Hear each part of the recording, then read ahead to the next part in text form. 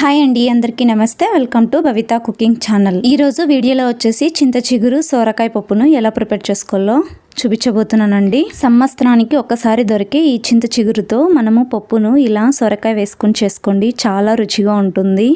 అలాగే మీ దగ్గర సోరకాయ కనుక లేకుంటే వంకాయను కూడా వేసుకొని చేసుకోవచ్చండి, చాలా రుచిగా ఉంటుంది. మీరు కూడా తప్పకుండా ఒకసారి ఇలా ట్రై చేసి చూడండి, ఎంతో రుచిగా ఉంటుంది పప్పు. మరిక లేట్ చేయకుండా ప్రాసెస్లోకి వెళ్ళిపోదాం రండి. చింత చిగురు పప్పు కోసం మనము ముందుగా చింత చిగురును బాగా క్లీన్ చేసి పక్కన ఉంచుకోవాలండి. చింత చిగురులో ఉండే కాడలు కానీ అలాగే పెద్దగా ఉండే ఆకులు కనుక ఉంటే అవి కూడా తీసేసి మనం నీట్గా క్లీన్ చేసి పక్కన ఉంచుకోండి. నెక్స్ట్ సొరకాయని కూడా కట్ చేసుకుందామండి. మనం చేసుకునే పప్పును బట్టి సొరకాయని మనము క్వాంటిటీ బట్టి తీసుకోవాలి. నాకు ఇంతైతే సరిపోతుందండి. 1 కప్పు కందిపప్పుకు 1 కప్పు సొరకాయ ముక్కలు అయితే సరిపోతాయి. 1 కప్పు చిగురును కూడా వేసుకుంటున్నాను. అందుకే ఇలా చిన్న చిన్న ముక్కలుగా కట్ చేసి 1 కప్పులో వేసి పక్కన ఉంచుకోండి. మనం ఇందాక నీట్గా క్లీన్ చేసి పెట్టుకున్న ఈ చింత చిగురుని 2 లేదా 3 సార్లు బాగా నీళ్లు వేసుకొని కడిగి పక్కన ఉంచుకోండి.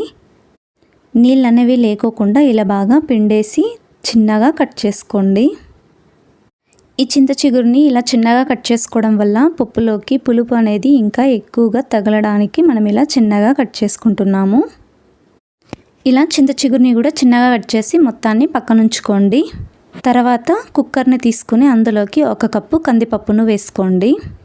ఇందులోకి కొద్దిగా నీళ్ళను వేసుకొని 2 లేదా 3 సార్లు బాగా క్లీన్ చేసుకోండి.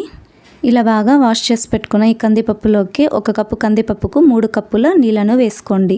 నెక్స్ట్ చిన్నగా కట్ చేసుకున్న 1 కప్పు ఉల్లిపాయ ముక్కలు, 3 పచ్చిమిరపకాయలను కూడా పొడవుగా కట్ చేసి వేసుకోండి. ఇందాక కట్ చేసి పెట్టుకున్న 1 కప్పు సొరకాయ ముక్కలు అలాగే చింత చిగురుని కూడా వేసేసుకోండి.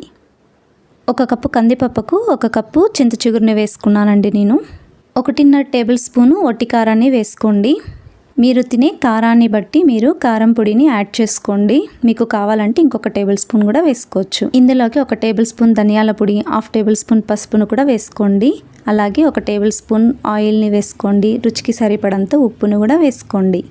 ఇందులోకి తొక్క తీసి పెట్టుకున్న వెల్లుల్లిపాయలను కూడా 5 దాకా వేసుకొని ఇప్పుడు కుక్కర్ మూత పెట్టి 2 లేదా 3 విజిల్స్ వచ్చేంత వరకు ఉడికించుకోండి.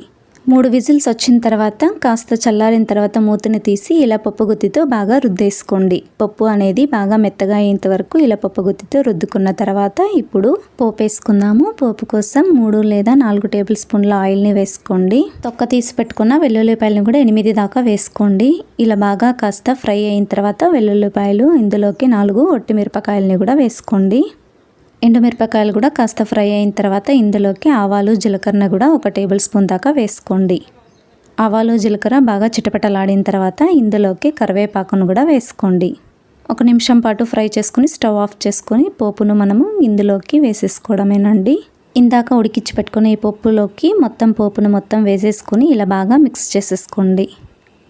పోపు మొత్తం కలిసేదాకా బాగా మిక్స్ చేసేసుకోండి. అంతేనండి, ఎంతో రుచికరమైన చింత చిగురు సొరకాయ పప్పు రెడీ అండి. ఒక గిన్నెని తీసుకొని పప్పుని మొత్తం సర్వ్ చేసుకోవడమేనండి. ఇలాంటి మరెన్నో మంచి మంచి రెసిపీస్ కోసము, ఈజీ రెసిపీస్ కోసము నా ఛానల్ని సబ్స్క్రైబ్ చేసుకోండి, లైక్ చేయండి. మీ ఫ్రెండ్స్కి, రిలేటివ్స్కి తప్పకుండా మర్చిపోకుండా షేర్ చేయండి. మీరు కూడా ఒక్కసారి ఇలా చింత చిగురు సొరకాయ వేసేసి పప్పు చేసుకోండి, చాలా టేస్టీగా ఉంటుంది. వేడి వేడి అన్నంలోకి 1 స్పూన్ నెయ్యి కనుక వేసుకొని తింటే ఇంకా రుచిగా ఉంటుందండి. మీరు కూడా తప్పకుండా ట్రై చేసి కామెంట్ చేయండి. Thank you for watching video.